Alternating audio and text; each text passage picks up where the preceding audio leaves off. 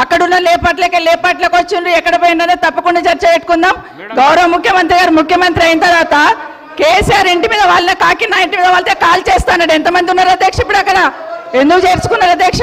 గౌరవ ముఖ్యమంత్రి గారు ఎంజాయ్ చేస్తున్నారు. ఇప్పుడు మాట్లాడుతుంటే గుండె మీద చేసుకొని చెప్పాలి అధ్యక్ష. ముఖ్యమంత్రి గారు కూడా ఆ రోజు నేను అక్కగానే ఆశీర్వదించిన, ఆ రోజు పార్టీలోకి వస్తున్నప్పుడు ఒక అక్కగా ఆశీర్వదించిన, బాబు నువ్వు చాలా పెద్దగా ఎదుగుతావు, ఈ రాష్ట్రానికి ముఖ్యమంత్రి అవుతావు, రాయి పార్టీలకని ఆహ్వానించిన నేను. ఈరోజు మరి నన్నెందుకు కక్ష తీర్చుకుంటున్నాడు నాకు అర్థమైతలేదు. ప్రతిసారి ప్రతి అసెంబ్లీలో ఒక్క నిమిషం ఆగండి చెప్పనియండి. ఒక ఆడబిడ్డ బాధ అవుతుంటే వినే స్థితిలో లేరా? మీరు ఎందుకు నన్ను టార్గెట్ చేసిండు? మాట్లాడి చెప్పండి అధ్యక్ష, ముందు కంట్రోల్లో పెట్టండి అధ్యక్ష. అధ్యక్ష ముఖ్యమంత్రి గారు ఒక మాట అన్నారు కేటీఆర్ గారిని, నీ వెనక కూర్చున్న అక్కలను నమ్ముకోవద్దు, మోసం చేస్తున్నాడు. ఏం మోసం చేసినాం అధ్యక్ష? ఏం ముంచినాం అధ్యక్ష? ఈయనను ముంచినాం అధ్యక్ష.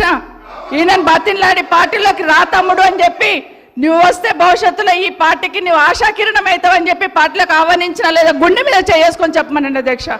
ఎందుకు టార్గెట్ చేస్తున్నావు? ఏం మోసం చేశాం? ఇప్పుడు కాదు అధ్యక్ష, ఎలక్షన్లు వచ్చినప్పుడు కూడా నా కాన్ఫిడెన్స్ అట్లే కానీ అధ్యక్ష. సభ దాకా పొద్దున ఒక మాట మాట్లాడుతుంది. ఏం మాట్లాడినాం? పొద్దున ఒక మాట, రాత్రి ఒక మాట. ఎవరిని అవమానిస్తున్నావు ఒక్కసారి ఆలోచించండి ముఖ్యమంత్రి గారు. ఎందుకు అవమానిస్తున్నావు? ఎందుకు కక్ష?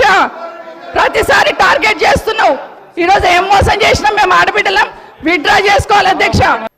నేను నిన్ను కాంగ్రెస్ పార్టీలకు రమ్మన్నా పెద్ద లీడర్ అవుతావు అని చెప్పినా,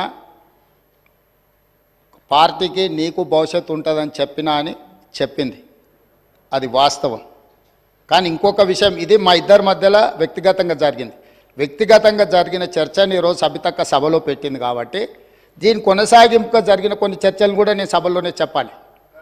2000 వారి మాట విశ్వసించి సొంత అక్కగానే భావించి కుటుంబ సంబంధాల నేపథ్యంలో ఇతర రాజకీయ పరిణామాల నేపథ్యంలో నేను కాంగ్రెస్ పార్టీలో ఆనాడు తెలుగుదేశం పార్టీ సార్ సభను ఆర్డర్లో పెట్టండి సార్, వాళ్ళు కూర్చోబెట్టండి సార్. వాళ్ళు మాట్లాడేటప్పుడు వాళ్ళు లేస్తారు, వాళ్ళు